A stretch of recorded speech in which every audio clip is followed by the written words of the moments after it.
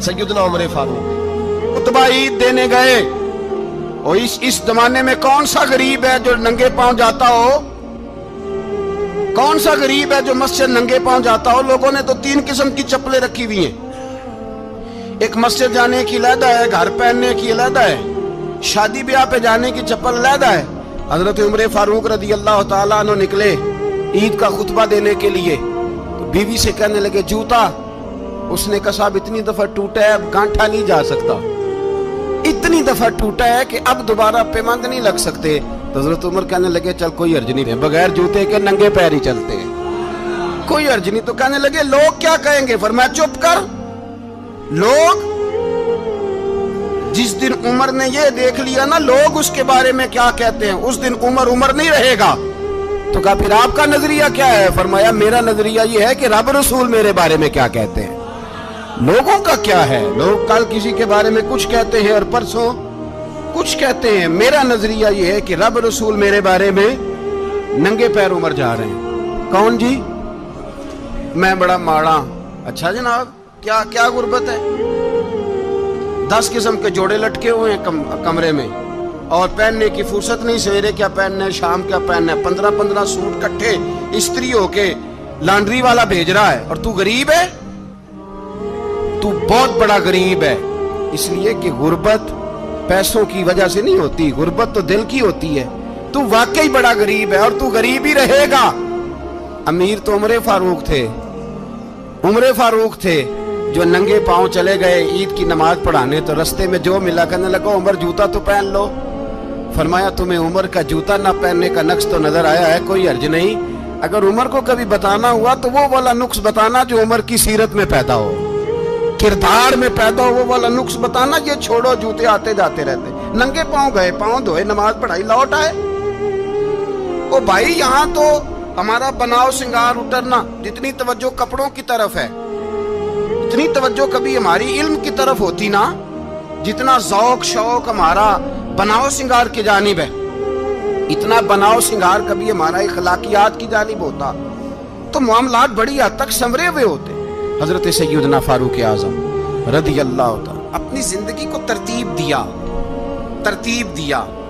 एक दिन भी खिलाफत नहीं मांगी अल्लाह से। हजरत औफ बिन मालिक अशजई एक सहाबी हैं।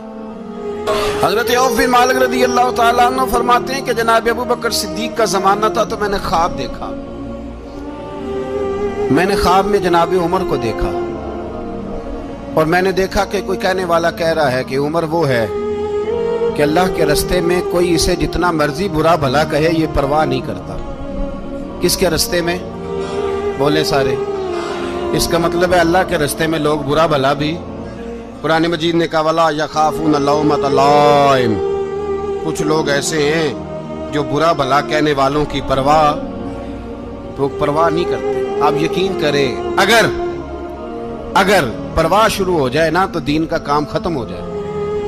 ना कोई तकरीर करे, ना कोई तदरीस करे, ना कोई पीरी मुरीदी करे, खत्म हो जाए अगर बातों की परवाह। लेकिन वो परवाह, हजरत औफ बिन मालिक अशजी कहते हैं मैंने ख्वाब में देखा कि उमर वो है जो किसी की परवाह, और दूसरी बात मैंने ये देखी कि उमर खलीफा बनेगा, और तीसरी बात मैंने ख्वाब में ये देखी कि उमर शहीद भी किया जाएगा, उमर शहीद भी होगा। ये मैंने 3 बातें ख्वाब में देखी। फरमाते हैं मैंने आके ख्वाब हजरत अबू बकर सिद्दीक को सुनाई, वो खलीफा थे। वो कहने लगे ठहर जा, मैं उमर को बुलाता हूँ, उसके सामने दोबारा सुनाना। उसके सामने फरमाते मैंने बुलाया हजरत उमर फारूक को, आके बैठे। ख्वाब शुरू हुआ का एक बात तो मैंने ये देखी कि आप मलामत करने वाले की परवाह नहीं करते, दूसरा आप खलीफा बनेंगे। जनाब उमर कहने लगे चुप कर, अबू बकर के सामने ही कह रहा है, चुप कर, खलीफा के सामने ही कह रहा है। तो अबू बकर सिद्दीक कहने लगे उमर इसे कहने दो, मुझे लगता है रब की रजा यही है कि मेरे बाद अगर मुस्तफा का मिंबर मिले तो उमर को मिले, इसे कहने दो, कहने दो। यार यहाँ तो लोग डींगे मारते हैं, यहाँ तो लोग दावे करते हैं, मेरे सामने फलाने को भी बिठाओ, फलाने को भी बिठाओ, उसको क्या पता, इसको क्या पता, ये तो बढ़के मारने का दौर है। हजरत उमर रदी अल्लाह ताला अन्हु को तीसरी बात कही। हजरत औफ बिन मालिक ने कहा आप शहीद किए जाएंगे, मैंने ख्वाब देखी है।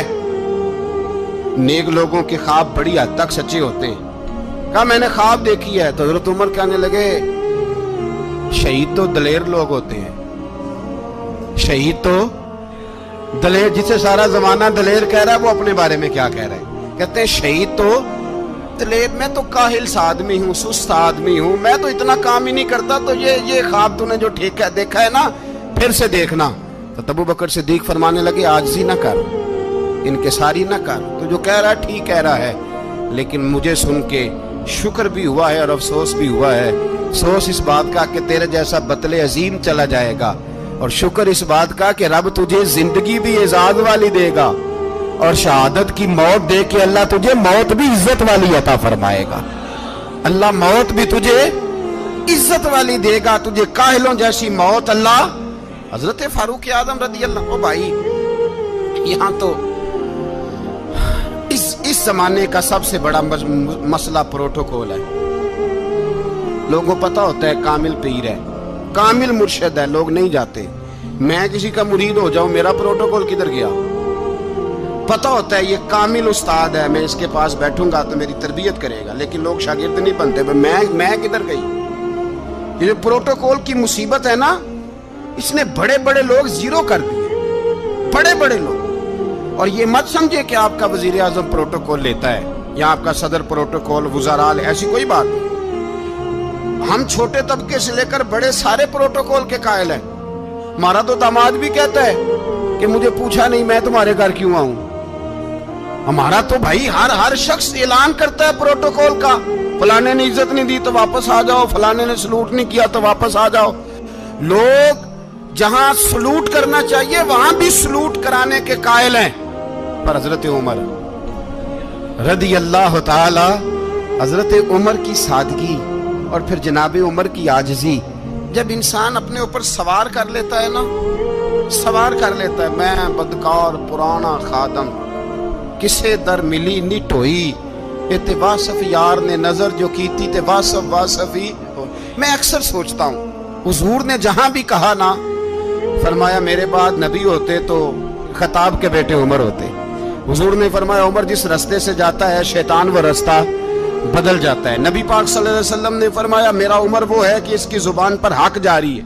حضور علیہ السلام نے فرمایا 950 سال حضرت جبریل میرے عمر کی شان بیان کریں تو ان کی عظمت ختم نہیں ہوتی. 950 سال جبریل عظمت بیان کرے تو ختم نہیں ہوتی. یہ بات ہے حضرت عمر کی. اور فرمایا عمر ابو بکر کی نیکیوں میں سے ایک نیکی ہے, یہ شان ہے اب عمر فاروق رضی اللہ تعالیٰ عنہ کی. حضور نے فرمایا میرے بعد نبی ہوتے تو عمر ہوتے, جس گلی سے عمر آئے شیطان رستہ بدل جائے. میرے عمر فاروق کی شان 950 سال بیان ہو تو ختم نہ ہو. عمر کی زبان پر اللہ حق بیان کرتا ہے, جو عمر کہتا ہے وہی رب کر دیتا ہے. حضور ساری زندگی فضیلتیں بیان کرتے رہے, عمر جواب میں کیا کہتے ہیں؟ کوئی بتائے نا کہ یہ والی حدیثیں کبھی عمر نے بھی روایت کی ہوں کہ حضور نے میرے بارے میں یہ کہا ہے. یہ روایتیں وہ روایت نہیں کرتے. ان سے جب لوگ کہتے عمر تیری بڑی بات ہے تو عمر رو پڑتے, کہتے میں تو اونٹ چرانے والے باپ کا بیٹا ہوں, میں تو اونٹ چرانے والے باپ کا بیٹا, اونٹ چرا. اس سے آگے عمر گئے ہی نہیں ساری زندگی, اس سے آگے لفظ ہی نہیں ادا کی. اور میں تو بھائی اونٹ چرانے والا, میرا باپ تو اونٹ چرایا کرتا تھا, 10 اونٹ تھے, میری ڈیوٹی ہوتی تھی, سنبھالے نہیں جاتے تھے, ابا ڈنڈوں سے مارتا تھا. ساری زندگی عمر حج کرنے گئے, ایک خشک تنا کھجور کا عمر فاروق رضی اللہ تعالیٰ عنہ نے اس کو اپنے کلاوے میں لیا, رونے لگے. لوگوں نے کہا عمر کیا ہوا؟ فرمانے لگے یہاں میں اونٹ چرایا کرتا تھا, یہاں میں اونٹ چراتا تھا, 10 اونٹ سنبھالے نہیں جاتے تھے. دیکھو رسول اللہ کی شان, آج ساری امت چلانے کا طریقہ عطا فرما دیا ہے. ساری نظریے سے پیار. یار پیسہ کس کو برا لگتا ہے؟ آپ جس آدمی کی 50 کروڑ کی پراپرٹی ہے اس کو پوچھیں سب سے غریب, آپ کو وہی نظر آئے گا. وہ کہے گا میں ٹائٹ ہوں. حالات بڑے, میں کئی باری پوچھے انہوں نے, میں کہتا ترجمہ بھی 10 چھڑوں کی, ہمیں تو سمجھ نہیں آتی. اور ٹائٹ حالات کون سے ہوتے ہیں جی؟ جس آدمی کا کروڑوں میں کاروبار ہے نا, اس کو آپ چھیڑے وہ رونے لگ جائے گا, رونے. تو کئی میں نے ایسے دیکھے ہیں کرائے کا مکان ہے, ان سے پوچھے صاحب کیا حال ہے تو کہتے ہیں جتنی اللہ نے شان والی زندگی ہمیں عطا کی ہے کسی کو نہیں دی ہوئی۔ اس کا مطلب ہے خوشی بھی یہی ہے اور غم بھی یہی، اندر سے خوشی ہے، اندر سے ہی۔ تو نے اگر راضی رہنا ہے تو ادھر سے رہنا ہے، ناراض رہنا ہے تو بس اپنے آپ کو خوش رکھے گا تو ہو جائے گا۔ سارے صحابہ مل کے آئے، کہنے لگے عمر فاروق سے کہنا ہے نبی پاک کے زمانے میں تو ظاہراً غربت تھی، ابو بکر کے دور میں بھی غربت تھی، اب تو بڑا محال ہے، عمر سے سفارش کرو کہ عمر نیا کرتا پہنا کرے۔ ملکوں کے سفیر آتے، عمر وہی پھٹی پرانی چادر اوڑھ کے اور وہی کئی جگہ پہ پیوند لگے سوٹ پہن کے سفیروں کے سامنے بیٹھ جاتا ہے۔ عمر کو مشورہ دو، طے ہو گئی بات۔ سب نے جب مشورہ دے لیا تو سارے کہنے لگے یہ بتاؤ شیر کی مونچھ کو ہاتھ کون لگائے گا؟ کہنا کس نے ہے؟ بندہ بھی تو ڈھونڈو نا۔ نے کہا جناب میرا یہ خیال ہے کہ مولا علی شیر خدا کہیں گے، کیونکہ جس شخص کی عمر کو سب سے زیادہ حیا کرتے دیکھا وہ شیر خدا مولا علی ہے رضی اللہ تعالی علی کہیں گے، اس لیے کہ جناب علی تو کئی دفعہ جب گفتگو کرتے تھے تو حضرت عمر چپ کر جاتے تھے اور فرماتے تھے علی نہ ہوتا تو میں ہلاک ہو جاتا۔ تو کہا علی سے کہو۔ جناب علی شیر خدا کو بلایا، کس کام کے لیے؟ جی اللہ اکبر۔ یہ ذرا اپنے اس دور پہ اس بات کو ذرا لاکا جناب ان سے کہیں کہ زیادہ نہیں، ایک کرتا نیا پہن لے، سفیر آتے ہیں وزیر آتے ہیں تو ایک کرتا نیا پہن لے۔ حضرت علی کو بلایا، آپ فرمانے لگے کوئی اور بات ہوتی تو میں کہہ دیتا، یہ والی میں نہیں کہہ سکتا، کوئی اور ہوتی تو میں عمر کو کئی دفعہ کہہ دیتا ہوں، جلال میں بھی تو سن، یہ والی میں نہیں کہہ سکتا، میں تمہیں ایک مشورہ دیتا ہوں۔ کہا وہ کیا؟ کہنے لگے سیدہ عائشہ صدیقہ سے کہو، وہ مومنوں کی ماں ہے، عمر ٹالے گا نہیں۔ اماں جی سے جا کے کہا اماں جی نیا کرتا عمر سے کہیں پہن لیں، وزیر آتے ہیں بڑے بڑے لوگ تو چلو کوئی عرض نہیں۔ اماں جی نے کہا اچھا کوئی بات نہیں میں بلا لیتی ہوں۔ جناب عائشہ نے پیغام بھیجا، جب خادم نے کہا نا مصطفیٰ کے گھر سے پیغام آیا ہے تو 20 لوگ بیٹھے تھے، عمر کانپتے ہوئے اٹھے، کانپتے دوڑے۔ حضرت عائشہ پردے میں تھی تو فرماتی ہیں عمر اتحیات کی حالت میں بیٹھ گئے۔ کہا اماں جی دیر تو نہیں ہو گئی مجھے آنے میں؟ کہا نہیں ٹائم پہ آ گئے ہو، کس لیے بلایا تھا؟ کہا عمر دیکھو غربت کے معاملات اور ہوتے ہیں، جب اللہ آسانی دے تو کوئی چیز استعمال کرنا حرام نہیں ہوتی، اگر حرام ہے تو بتاؤ۔ کہا نہیں اماں جی حلال ہی ہے۔ تو فرمایا پھر اتنے سفیر آتے ہیں مشیر آتے ہیں، اب تو مال غنیمت بڑا آتا ہے، ڈھیر لگ جاتے ہیں مسجد میں، تو چل ایک نیا کرتا تم بھی پہن لیا کرو، اور آپ نیا کرتا پہنو گے تو دھاک بیٹھے گی غیروں پر۔ تو صحابہ کا مشورہ ہے کہ آپ نیا لباس پہنے۔ اماں جی کہتی ہے میں نے حکم دیا تو عمر چپ کر گئے، گردن جھک گئی۔ تھوڑی دیر کے بعد سیدنا عمر فاروق نے سر اٹھایا تو داڑھی پہ آنسو گر رہے تھے، رو پڑے، کہنے لگے پاک محبوب کی پاک بیوی جیسے حکم کرتی ہو میں حاضر ہوں، پر مجھے وہ والا لباس پہنانا جو میرے مصطفیٰ نے پسند فرمایا ہے۔ سیدنا عمر فاروق، میرے نبی پاک علیہ السلام نے فرمایا فرشتے 950 سال میرے عمر کی شان بیان کریں تو ختم نہیں ہو سکتی۔ اتنا بڑا شخص عمر فاروق، اتنا بڑا آدمی۔ ایک دن اعلان کیا عمر فاروق نے لوگوں مسجد میں آؤ بات کرنی ہے، امیر المومنین کا پیغام ہے سارے مسجد میں آ جائے۔ کھچا کھچ مسجد نبوی صحابہ سے بھر گئی، اور ایسا جب اعلان ہوتا تھا تو صحابہ دوڑ کے آتے تھے، شاید کوئی جنگ ہے، شاید کسی نے حملہ کر دیا ہے، شاید کوئی نئی بات ہے، دوڑے آئے لوگ، مسجد نبی کھچا کھچ بھر گئی۔ سیدنا فاروق اعظم رضی اللہ تعالیٰ عنہ منبر پہ بیٹھے، حضرت عبد الرحمن ابن عوف رضی اللہ تعالیٰ عنہ فرماتے ہیں کہ صحابہ تجسس کے دیکھ رہے ہیں کہ پتہ نہیں کسی طرف سے پیغام نہیں آ گیا، کوئی کافر حملہ نہیں کرنے لگا، اللہ جانے کیا ہوا ہے، بڑی پریشانی ہے۔ عمر بیٹھے اللہ کی حمد کی، نبی پاک صلی اللہ علیہ وسلم پر درود پڑھا، اور پھر عمر فاروق بولے، فرمانے لگے میں جب مکے میں رہتا تھا نا تو کبھی گھر میں قحط آ جاتا تھا، کبھی قحط آتا تھا گھر میں، بکریوں کے دودھ خشک ہو جاتے تھے، گندم نہیں ملتی تھی، پانی نہیں ہوتا تھا، تو فرمایا میری اماں مجھے خالہ کے گھر بھیج دیتی تھی، قبیلہ بنو مخزوم، اس قبیلے میں میری خالہ کی شادی ہوئی تھی تو وہ مالدار لوگ تھے، ان کے پاس زیادہ بکریاں، زیادہ اونٹ، زیادہ گائیں، زیادہ کھیت تھے۔ حضرت عمر فاروق فرمانے لگے میں ان کے گھر جاتا تو میرے خالو سمجھ جاتے کہ عمر کو اس لیے بھیجا گیا ہے کہ قحط آ گیا ہے۔ فرماتے ہیں وہ مجھے سویرے بکریاں چرانے لے جاتے، شام تک میں ان کی بکریاں چراتا۔ امیر المومنین عمر، ایک طرف مسئلہ یہ ہے کہ کیسر و کسرا کی دیواریں ہل رہی ہیں عمر کے نعروں سے، اور ادھر عمر منبر پہ بیٹھ کے خطبے دے رہے ہیں۔ فرماتے ہیں میں بکریاں چراتا، شام تک خالہ کے گھر جا کے مزدوری کرتا، اور فرماتے ہیں شام ہوتی تو ایک مٹھی کشمش مجھے دیتے وہ۔ آپ فرماتے ہیں میں بڑے قد والا تھا، ایک مٹھی کشمش ملتی ہے، کبھی ایک مٹھی کھجوریں، میں شام کو کھا کے سو جاتا۔ کئی مہینے یوں ہی گزرتے تو میری اماں کا پیغام آتا کہ حالات صحیح ہو گیا، میرے بیٹے کو بھیج دو۔ یہ بات کہی، حضرت عمر رونے لگے اور پھر کہنے لگے اب وہ وقت آیا ہے کہ لوگ مجھے امیر المومنین عمر کہہ کے پکارتے ہیں۔ بس یہ دو باتیں کی۔ عمر نے کہا چلو ظہر کا وقت ہو گیا، اذان پڑھو، اٹھو نماز پڑھے، اٹھو۔ اذان ہوئی، اقامت ہوئی، جناب عمر نے نماز پڑھائی، لوگ چلے گئے تو سیدنا عبد الرحمن ابن عوف یارانہ تھا جناب عمر سے، بازو پکڑ کے کہنے لگے عمر سیاڑا بندہ یار تو یہ دو باتیں سنانے کے لیے اتنا مجمع اکٹھا کیا تھا، یہ دو باتیں کہنے کے لیے کہ میں خالہ کے گھر جا کے مزدوری کرتا تھا تو ایک مٹھی کشمش ملتی تھی، ایک مٹھی کھجوریں، یہ کہنے کے لیے کہ میں بکریاں چرایا کرتا تھا۔ تو حضرت عمر فاروق رضی اللہ تعالیٰ عنہ پھر روئے، پھر آنکھوں میں آنسو آئے، کہنے لگے عبد الرحمن آج نا مصر شام سے کچھ لوگ آئے تھے اور وہ بتا رہے تھے کہ عمر تیرا ڈنکا وہاں بھی بڑا بجتا ہے، وہ مجھے کہہ رہے تھے تیرے نام کے وہاں بھی بڑے دبدبے ہیں، بڑے تذکرے ہیں۔ تو میرا نفس مجھے کہہ رہا تھا عمر دیکھا تو یہاں بیٹھا ہے اور وہاں تیرے نام کا شور ہو رہا ہے، مجھے اس نے بڑا کیا ہے۔ تو میں نے آج مصطفیٰ کے سارے غلام کٹھے کر کے اپنی اوقات بتا دی ہے، میں نے اپنی اوقات بتائی ہے کہ میں کچھ نہیں، کوئی شے نہیں، کوئی چیز ہی نہیں، اسی کسے تے کچھ نہیں جے لگ دے، نہ کوئی ساڈا دردی۔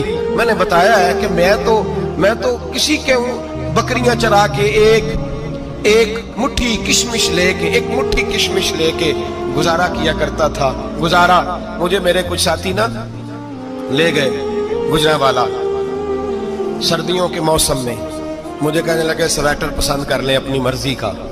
تو میں نے کہا یار مجھے تو وہی مزہ آتا ہے جو میری اماں کروشیے سے بنایا کرتی، وہ پہلے ابا پہنتے تھے، پھر وہی سویٹر بڑا بھائی پہنتا تھا، پھر ہمارے کھاتے میں آ گیا، اور پھر اس کی تعریفیں ہوتی تھی غربت چھپانے کے لیے، اس کی تعریفیں ہوتی تھی بڑی محنت سے بنا ہے جی، کیا بات ہے، بڑا گرم ہے، تو اب چھوٹے بھائی کو دے دیا جائے۔ ہم نے کہا وہی زمانہ دیکھا ہے، وہی رنگ دیکھا ہوا ہے، اور اس پر فخر ہے۔ اب تو لوگ جب کچھ ہو جاتا ہے نا، 2-4 لوگ جاننے لگتے ہیں تو لوگ فٹافٹ دعویٰ کر دیتے ہیں خاندانی رئیس اعظم ہوں، بڑی بات ہے، ایسی کوئی بات نہیں۔ جس کو اپنا آپ یاد رہتا ہے اسے خدا بھی یاد رہتا ہے، جسے اپنا آپ یاد رہتا ہے اسے رسول اللہ بھی یاد رہتے ہیں، جسے اپنا آپ یاد رہتا ہے اس کی نظر میں دوسرے لوگ بھی کچھ ہوتے ہیں۔ میں عمرے کے لیے حج کے لیے جاتا رہتا ہوں، رب مجھے اپنے فضل سے بلا لیتا ہے۔ تو میں ایئرپورٹ سے نیچے اترا تو ایک صاحب میرے جاننے والے تھے، دوڑ کے آئے اور مجھے کہنے لگے کیا بات ہے، سنا ہے اس دفعہ آپ سعودی ایئر لائن سے آئے، سیدھا مدینہ شریف آئے، کیا بات ہے آپ کی؟ اور میں نے کہا صاحب چھوڑ دیں، میں بھی جب پہلی دفعہ آیا تھا تو میں بھی بڑا گھور کے ایئرپورٹ دیکھتا تھا، میں نے کبھی دیکھا جو نہیں تھا، میں بڑا گھور کے دیکھتا تھا، کوئی ایسی بات نہیں ہے، یہ نظام قدرت ہے، بادشاہ کے فیصلے ہیں، وہ جب چاہتا ہے جس طرح کے چاہتا ہے فیصلے فرما لیتا ہے، تو یہ اس کے فیصلوں کی بات ہے۔ ہم لوگ نا جس حیثیت پہ ہوتے ہیں وہیں رہ جاتے ہیں، پچھلی بات بھول جاتے ہیں، اس لیے ہم چاہتے ہیں جو بھی ہمیں ملے جھک کے ملے، جو بھی آئے، اور یہ میرا آپ کا سب کا مشترکہ معاملہ ہے۔ میرے نبی پاک صلی اللہ تعالی علیہ وسلم نے صحابہ سے پوچھا تمہیں بتاؤں جنت کے بادشاہ کون ہوں گے؟ جنت کے عام لوگ نہیں، جنت کے، بولیے گا ذرا، جنت کے اللہ بادشاہ، جنت میں تو جانا بڑی بات ہے، حضور جنت کا بھی بادشاہ، ابن ماجہ میں لفظ ہے، تمہیں پتہ ہے جنت کے بادشاہ کون ہوں گے؟ تو میرے مصطفیٰ کریم صلی اللہ تعالی علیہ وسلم کے غلاموں نے کہا حضور ہمیں نہیں پتا۔ تو حضور نے فرمایا جنت کے بادشاہ وہ لوگ ہوں گے جنہیں دنیا میں کوئی بھی نہیں جانتا تھا، جن کے کپڑے سادے ہوتے تھے، جو غریب لوگ ہوتے تھے، जो सिफारिश करते थे तो उनकी कबूल कोई नहीं करता था, जो किसी के साथ जाते थे तो उनको मानता कोई नहीं था। वो जन्नत के बादशाह होंगे, बादशाह। और फरमाया क़यामत के दिन जब लोग उन्हें देखेंगे तो उन पर फख्र करेंगे, रश्क करेंगे, कहेंगे क्या बात है तुम्हारी, यहाँ तो शौक ही बड़ा है। गरीबों ने भी पोस्टर बनाए हुए हैं, डाकुओं, लुटेरों, चोरों की तस्वीरों के साथ लगवाए हुए, अपने आप को बड़ा करने के लिए। आज ही इख्तियार करें, आज ही इख्तियार करें, अपने आप को मिटाने की कोशिश करें। रब करीम के बंदे आगे बढ़ बढ़ के अपना आप दिखाते नहीं, बड़ा शौक है, पहले फोटो खिंचा लो, बाकी बातें बाद में होगी, पहले वीडियो बना लो, बाकी कुछ और बाद में होगा। पहले अब तो परसों तरसों मुझे एक मौलाना कहने लगे कि आपसे मैंने, वो यहाँ जुमा पढ़ने आते हैं कभी कभी, मेरे दोस्त हैं, कहते हैं आपसे मैंने सुना था कि अगर कोई नबी पाक का फरमान है, अगर कोई नजराना दे तो उसको ले लो, अगर कोई तोहफा दे तो उसको, हुजूर ने फरमाया ले लो अगर तुम्हें को देता है, अपनी मर्जी से, मांगना मना है, कुछ दे दे तो ले लो, वरना एक वक्त आएगा तुम मांगोगे तुम्हें मिलेगा नहीं, जब को दे दे तो ले लो। कहने लगे आपने कहा था को दे दे, तो उस वक्त से मैं कोई सूट देता है मुझे मेरी मस्जिद का नमाजी तो मैं ले लेता हूँ, कोई मुझे कोई और शायद देता है तो मैं आपसे सुन के, तो अगर मेरी मस्जिद का नमाजी सूट पकड़ाते साथ फोटो भी खींचे तो फिर मेरे लिए क्या हुक्म है, वो खुशबू की डब्बी देते हुए साथ फोटो भी खींचे फिर मेरे लिए क्या हुक्म है। कहने लगे रमजान में ये हाल हुआ है कि लोग कपड़े दे रहे थे और फोटो खींच रहे थे, क्या चक्कर है, कहां चले गया। गरीब आदमी की इज्जत नफ्स को कुचल डाला पकड़ के। एक जोड़ा साल के बाद इमाम को दिया, उसकी भी तस्वीर खींच के फेसबुक पे दे डाली। ये हमारी